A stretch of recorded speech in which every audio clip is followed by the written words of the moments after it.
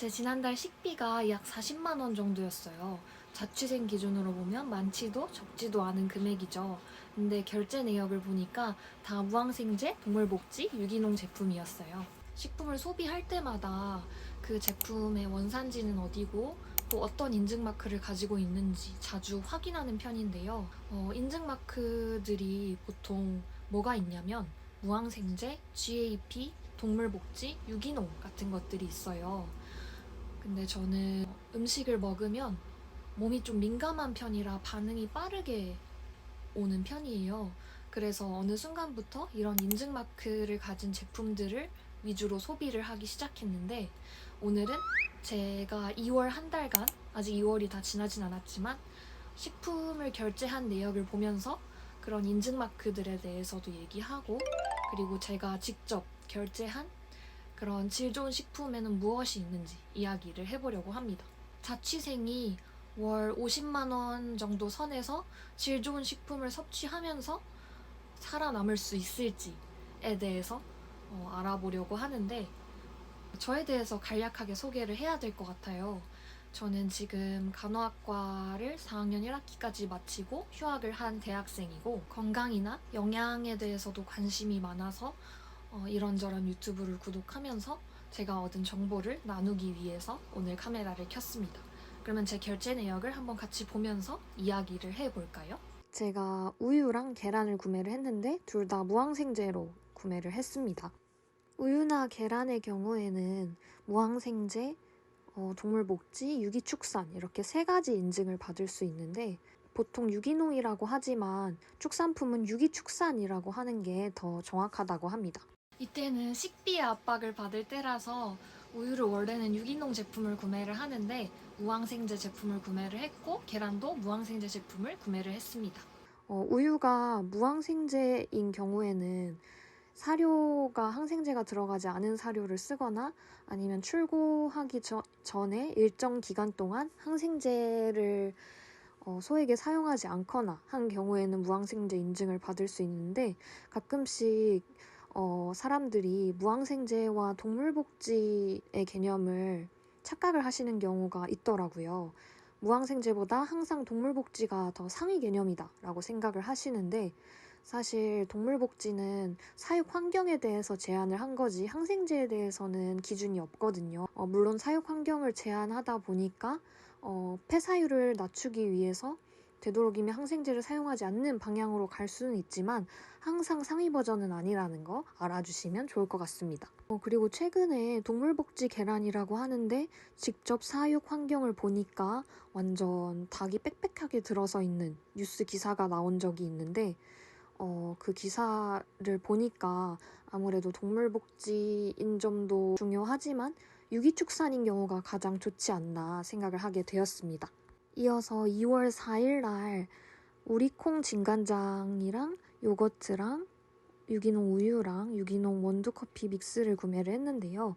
콩의 경우에는 국산 콩을 사용하였다고 표시가 되어 있지 않으면 대부분 외국산을 사용한 경우가 많은데, 간장이나 콩기름 그리고 두부 같은 경우가 외국산을 사용했을 가능성이 가장 높아요.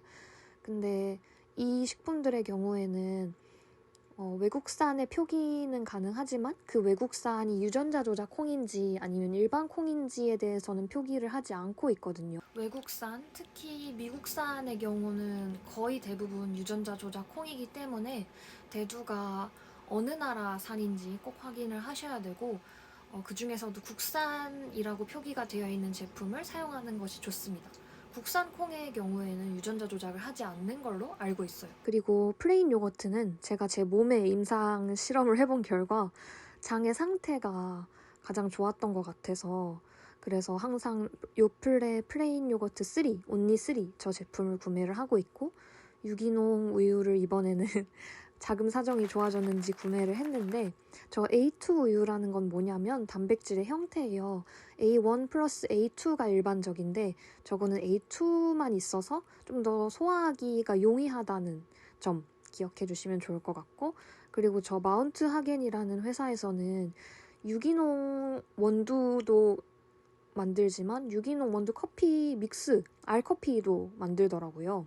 그래서 자주 구매를 해서 이용을 하는데 제가 커피를 자주 마시는 편인데 근데 원두를 모카포트에 내려 먹는 경우도 있지만 좀 시간이 없을 때는 알커피만 물에 타서 우유를 넣고 라떼를 만드는 경우가 있거든요. 그럴 때 자주 사용합니다. 내 속이 편안한 우유.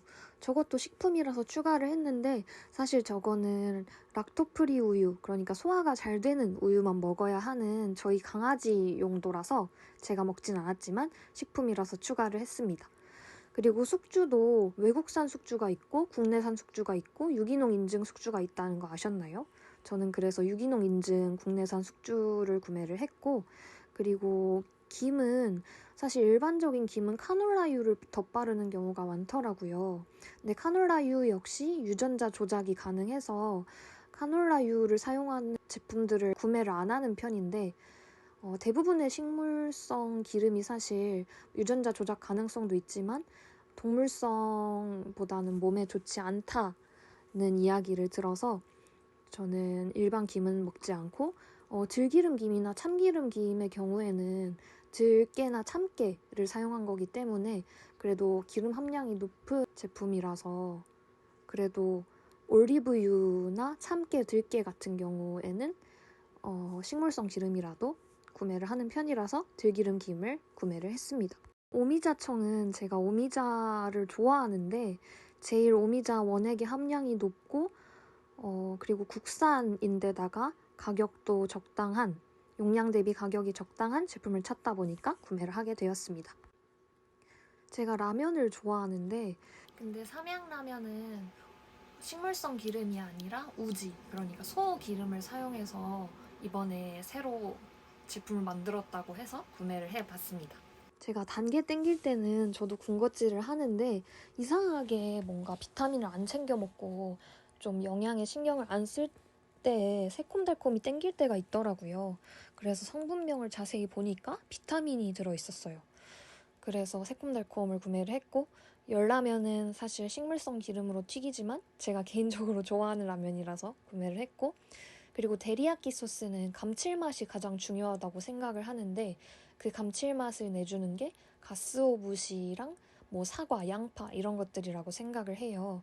그래서 그런 품목들이 함량이 좀 높고 많은지 여부를 따져서 청정원 데리야끼 소스를 구매를 했습니다. 저는 순두부찌개를 좋아해서 두부를 자주 구매를 하는데 사실 두부의 경우에는 닥터3라는 유튜버 의사님이 말씀하신 것처럼 장에서 썩는 경우가 대부분이에요. 그래서 몸에 완전히 좋다고만은 할 수가 없다고 이야기를 하셨는데 그래도 저는 두부의 그 식감이 너무 부드럽고 좋아서 자주 먹는 편인데 이제 순두부찌개를 할 때 국산 콩 두부와 외국산 두부가 있어서 국산 콩으로 구매를 했고, 그리고 볶음밥을 할 때 저는 파를 항상 넣는 편이거든요. 볶음밥이나 뭐 볶음 요리 같은 것들을 할 때. 근데 대파는 너무 커서 쪽파를 구매를 했습니다. 그리고 빵을 살 때는 계란을 국산을 썼는지 여부를 확인하는 게 중요해요. 외국산을 쓴 경우도 많기 때문에 그래서 국산 계란을 사용한 신라면과의 카스테라를 구매를 했습니다. 이번에도 자금 사정이 좀 괜찮았는지 유기농 우유를 구매를 했는데 이 제품은 아까 말씀드린 제품이라서 넘어가겠습니다. 아까 커피 믹스 샀을 때 언급했던 마운트 하겐이라는 회사에서 나온 유기농 원두를 구매를 했고요. 250g이라서 좀 양이 작게 느껴질 수 있지만 저는 혼자 살고 있고 매일 모카포트를 이용해서 커피를 내려 먹진 않기 때문에 250g을 사면 2, 3주 정도는 먹는 것 같더라고요.